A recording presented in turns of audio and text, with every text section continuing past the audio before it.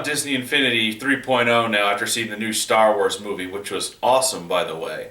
I really liked Kylo Ren as the bad guy, but I guess I'm just gonna have to settle for Star Wars The Force Unleashed if I want to play with the dark side of the Force. I had originally bought this on the PS3 when it came out. I played it quite a bit because I was really interested in the story, as at the time, it was considered canon to the Star Wars lore. Playing as Vader's secret apprentice? Damn, sign me up. Who wouldn't want to be Darth Vader's apprentice? I know I would. I even chose the side of the Sith when I got into the beta for the Old Republic. And I don't consider the Sith as evil, but they just have an alternate morality system. I got this during the Steam holiday sale for $5 along with its sequel and Knights of the Old Republic games. I went balls deep into getting the Star Wars games, because I really do enjoy the franchise. It speaks to me, mixing sci-fi with fantasy perfectly. Star Wars has always been a part of my life and the life of my friends. It surrounds us, it penetrates us, it binds us together. Okay, maybe not that much, but you get the idea of what Star Wars means to me. And for the record, with concerning the prequel trilogy, Episode 1 was passable, Episode 2 sucked, Episode 3 was actually pretty good. But anyway, The Force Unleashed started development in 2004. Wanting to start with a clean slate for a Star Wars game, they thought about it having it be a third Knights of the Old Republic game, or a game with a Wookiee superhero, or the very last of the Skywalker family. Eventually they settled on a game set between Revenge of the Sith and A New Hope, and George Lucas encouraged this, so the two movies can be tied together. Lucas gave the developers a lot of pointers on how Vader would motivate his apprentice to achieve his own goals. Now for a game released in 2008 and for the PC version, it looks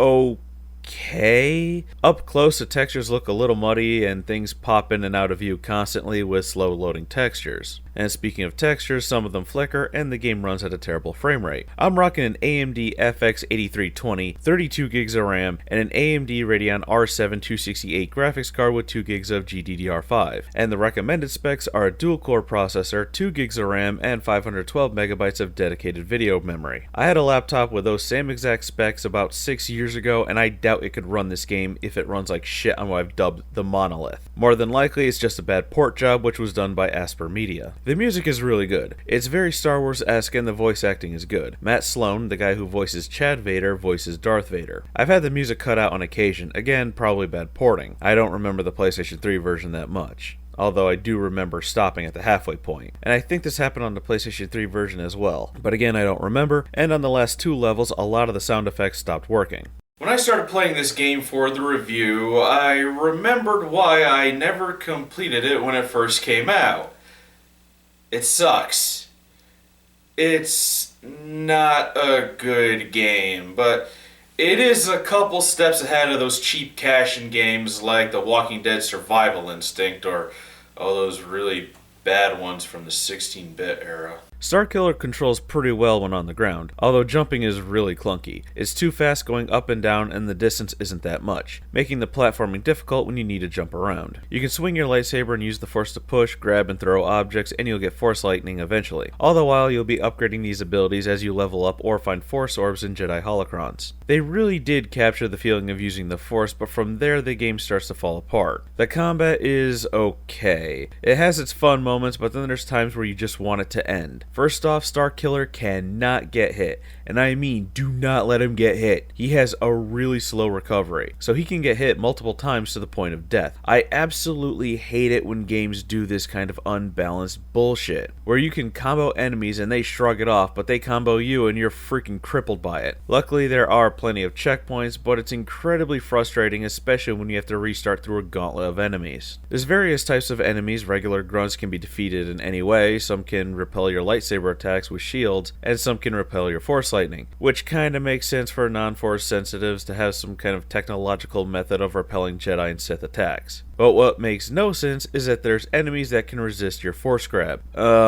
You're a stormtrooper. Where did you get the anti-force grab shield? A lot of the enemies are the same and numerous, but you can plow your way through them with enough skill or just exploit the rather low intelligence by staying at a distance. Sub-bosses and main boss battles are annoying. The sub-bosses can be pretty much defeated by running away while hitting them with your force lightning until you can either enter the quicktime event or just defeat it. Only a few sub-bosses can be defeated without a quicktime event, like Rancors. The main bosses are fights that I would never want to do again. They either throw up shields or repel any and every single attack that you can throw at them and just power on through your attacks as if you weren't doing anything, and they take a lot of cheap shots or spawn more enemies. The only way to defeat them is with a quicktime event. They could have absolutely no health, still take hits, but won't die without that stupid QTE sequence. I landed a killing blow. Can't they just roll over and die? No, we gotta make it look cinematic. And the bosses have to be defeated in a certain way. And if you don't know that way, it's going to be a very long and annoying fight, made even more frustrating due to the abysmal camera. During boss fights, it stays at a fixed location, only zooming in and out. And the boss arenas are smaller than they look, or have hazards all over the place like acid bubbles or stuff that will electrocute you. Thankfully, the boss fights are broken into phases and have checkpoints between them, so if you die, you can pick up around where you left off in the fight. The shoddy camera doesn't stop at the bosses either. Good God, who thought that camera following a thrown enemy was a good idea? If I force throw a guy, the camera may follow him for the entirety of the thrown distance, and it won't snap back to Starkiller either until that body comes to a rest, and this happens very randomly. There's times where it may slightly follow a body but remain behind Starkiller, forcing you to move it back into position, or it may actually behave and not follow a thrown enemy, and try not to get into a small area if you can help it. The camera has a conniption fit. The physics are absolute garbage, like Sonic 06 bad, which doesn't surprise me as they use the Havoc's physics engine. I've seen things like boulders bounce wildly into the air with way more force and speed than they initially had when they were thrown. I've seen bodies bounce off walls like rubber balls, and debris shake around like they were in a blender. I'm starting to think that the people who made the Havoc's physics engine and licensed it out never included an instruction manual, as a lot of early 7th gen games that used it had very weird physics until the developers figured out how to make it work properly. The game has very long load times, which again, this is running on a pretty decent computer. It should not take a minute to load. And what makes no sense is that if you want to change your costume into something else, like changing Starkiller's clothes or switching to a completely different model, it needs to reload back to the last autosave.